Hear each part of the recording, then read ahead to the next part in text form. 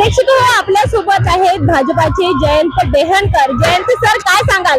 दोन्ही विजयी रॅलीमध्ये तुम्ही सहभागी झाले, एकंदरीत महायुतीचा हा विजय काय बोलाल? संपूर्ण महाराष्ट्रामध्ये, आपल्या विदर्भामध्ये आणि अमरावती जिल्ह्यामध्ये जनतेनं महायुतीला प्रचंड बहुमतानं निवडून दिलं। मी जनतेचं मनपूर्वक आभार व्यक्त करतो।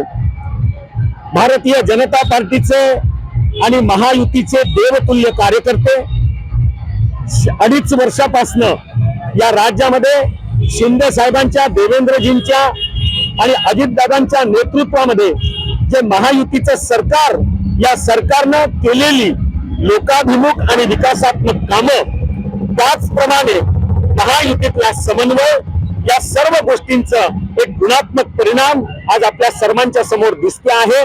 पुन्हा एकदा दौलानं भारतीय जनता पार्टी महायुती या महाराष्ट्राच्या सत्तास्थानी या ठिकाणी विराजमान होते आहे। अमरावती जिल्ह्यातल्या आणि महाराष्ट्रातल्या जनतेचं मी मनापासून आभार व्यक्त करतो की जो विश्वास आमच्यावर टाकला, त्या विश्वासाला कदापिही तडा जाणार नाही।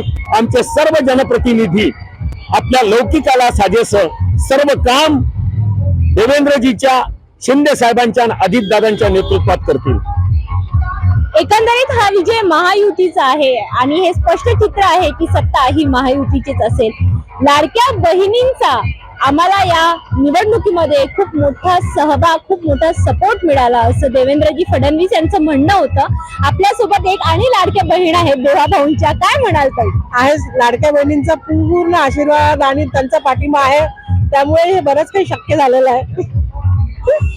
या होत्या सौ जयंत देहनकर। एकंदरीत हा महायुतीचा विजय आहे, एकंदरीत सगळ्यांचा विजय आहे आणि झालेल्या या निवडणुकीत महायुतीचा जो विजय झाला अतिशय प्रशंसनीय असा आहे। खूप मोठ्या लीडनी रवी राणा यांचा विजय झाला।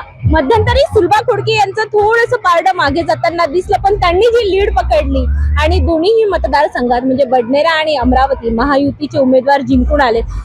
पूर्ण मतदार म्हणजे 8ही मतदारसंघातलं काय चित्र आहे? मेघात 1 लाखापेक्षा जास्त मार्जिनना आम्ही निवडून आलेलो आहोत। त्याचप्रमाणे प्रवीण तायडेंनी एक इतिहास घडवला आहे, राजेश वानखेडेंनी इतिहास घडवलाय। प्रवीण तायडे 14,500 पेक्षा जास्त मतांनी निवडून आले। आपल्या राजेश वानखेडे यांनी सुद्धा एक निर्णायक आघाडी घेतलेली आहे, ते सुद्धा आता लवकरच त्यांचा विजय घोषित होईल। चंदू यावलकर यांनी सुद्धा इतिहास घडवलाय। अमरावती जिल्ह्यातल्या जनतेचं जितका आभार व्यक्त करावं, जितकं कौतुक करावं, सुलभाताईंचं प्रचंड काम आहे, संजूभाऊ खोडकेंचं काम आहे, रवी राणांचं काम आहे। 1 लाखापेक्षा जास्त मतं रवी राणांनी घेतलेले आहे। त्याचप्रमाणे सुलभाताईंची अटीतटीची लढत ही जरी आपल्याला दृष्टिक्षेपात दिसत असली तरी शेवटी जनतेनं जो कौल दिला तो सुलभाताईच्या बाजूने दिला आहे। आणि प्रवीण पोटेंच्या नेतृत्वामध्ये अमरावती महानगरामध्ये, डॉक्टर बोर्डेंच्या नेतृत्वामध्ये शिवरायजी असेल, दिनेशजी असेल, मी असेल, किरणताई असेल, हे सर्व भारतीय जनता पार्टीचे, राष्ट्रवादी काँग्रेस अजितदादा गटाचे आणि त्याचप्रमाणे या ठिकाणी युवा स्वाभिमान असेल आणि शिंदे साहेबांच्या नेतृत्वातले सर्व कार्यकर्ते असतील, यांनी प्रचंड मेहनत घेतली, रात्रीचा दिवस हाडाची काढ रक्ताचं पाणी केलं आणि भारतीय जनता पार्टीच्या या महायुतीला विजय देण्यामध्ये बहुमोल कष्ट त्यांनी घेतलेले या ठिकाणी दिसतात आहे। भाजपाचे काही नावं सुटले असतील, परंतु या सर्वांनी प्रचंड मेहनत घेतली आणि त्याचा परिपाक आणि एक परिणाम आज आपल्या सर्वांच्या समोर दिसत आहेत। सर्व विजयी उमेदवारांचं मी मनापासून अभिनंदन करतो।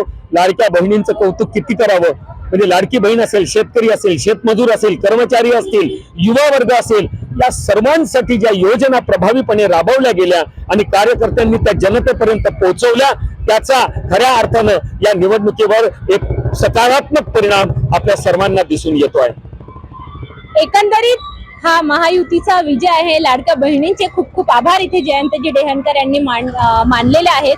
विधानसभेशी संबंधित सर्व अपडेट तुम्हाला सिटी न्यूजच्या वतीने वेळोवेळी मिळतच राहिला। तुम्ही सगळ्यांनी सिटी न्यूजला जे प्रेम दिलं, जो तुम्ही त्याला प्रतिसाद दिला, त्यासाठी तुमच्या सगळ्यांचे, सर्व प्रेक्षक वर्गांचे सुद्धा खूप खूप धन्यवाद।